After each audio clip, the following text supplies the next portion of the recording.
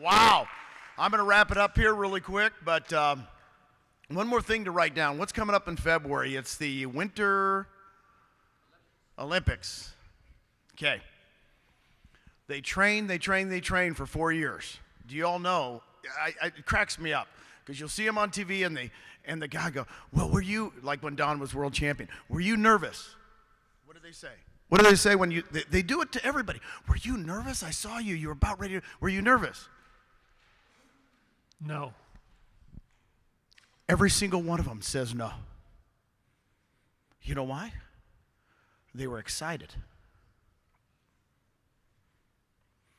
They had prepared for 4 years. Not one of them says they were nervous, but see us from the outside looking in to professional athletes, you go, you must be nervous. They go, no. Do you know right now, when you get nervous, your hands sweat. Heart goes a little faster. That's what happens when you call that top agent. You call it nervous. Here's what I want you to write down. Call it excitement. I'm excited to call that top agent, Clark. I'm excited. I can't wait to have the sweaty palms and the heart beating. You guys got to be, now it's no longer nervous. Now it's no longer, oh, I'm nervous to call them. It's I'm excited. Change your vernacular, you'll change the way you are. Is that okay with you guys?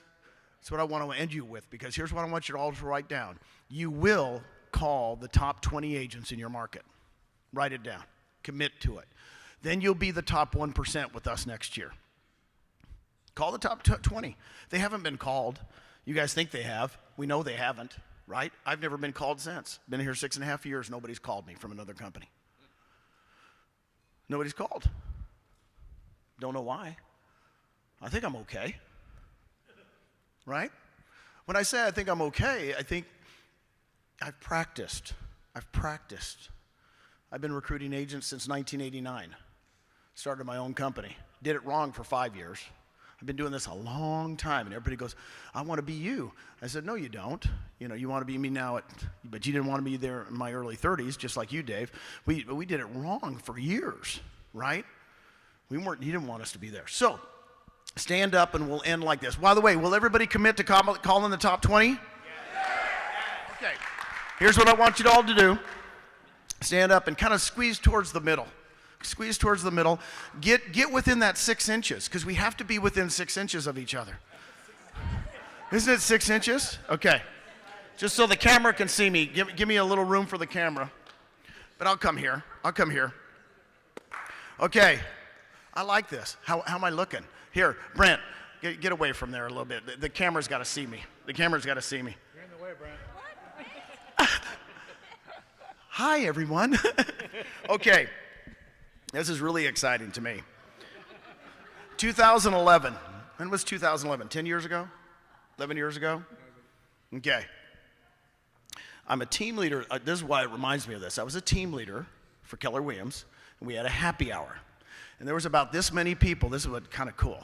There's about, and you guys are crazy realtors. And we were having a happy hour. Right next to us, right over there, was Dell Computer. You guys know Dell Computer? Yeah. Do you guys know Michael Dell? 25th richest person on earth. So here comes Michael Dell. True story. And he's got to get to his car over here. And he's going through you guys. And what do? You guys grab him. Mary Ann just grabs him. I mean, I'm just telling you, she, oh, Michael, oh my God. Elton goes, oh, Michael, my son works for you. I swear to God, the guy took 20 minutes to get through us, right? True story. Gets over here and he gets into his limousine. It's a Maybach. You guys know what a Maybach is? Mercedes? Yeah, you probably know Clark. You probably have 2 of them. Clark probably has 2. So his driver opens up the back door. Michael Dell gets in. They drive off. And what do you guys say? I was in the middle of all of you. Really?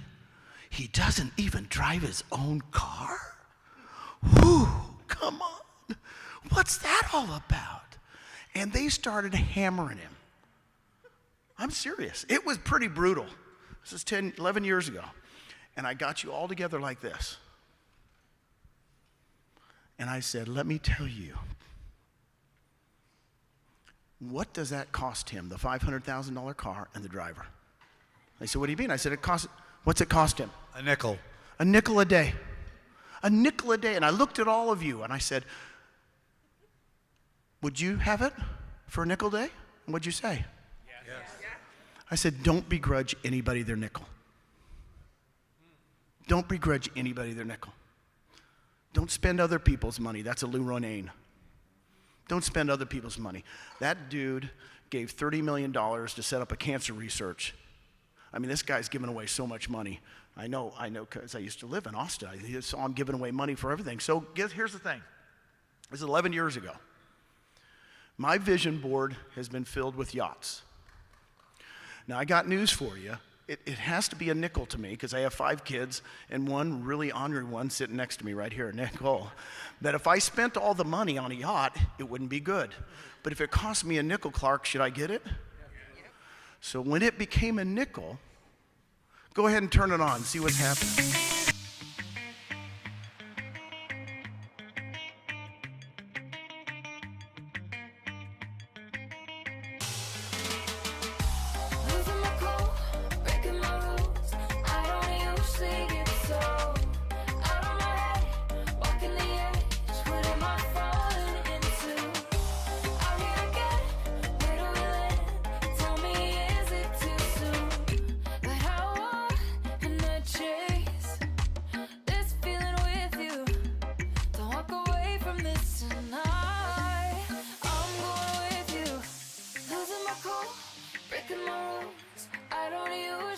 So out of my head, walking the edge, what am I falling into?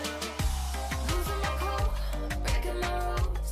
I don't usually get so out of my head, walking the edge, what am I falling into?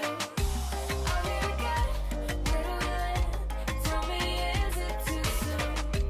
Losing my cool, breaking my rules. I'm going crazy over you, crazy. Got me crazy, crazy over you. Losing my cool, breaking my rules. I don't usually get. Here's what happened. About a year ago, I told Susan it's time. It's time for the nickel. Now, we couldn't name it the nickel. I don't know why, because the nickel story doesn't mean anything to anybody but you guys, right? So last summer, she was walking by a boat, don't ask me why, in Glenn's area, and it said, Naughty, N-A-U-T-I, Naughty Beaver. Susan said, Naughty Nickel. So that's our name of our boat, the Naughty Nickel.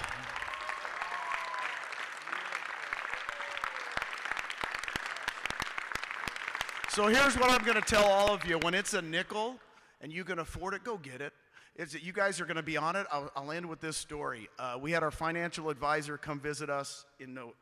My financial advisor, do you guys have one? I have one now.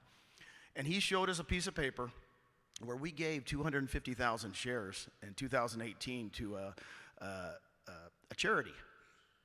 We get to decide where it goes. And we started crying because it's $14.4 million.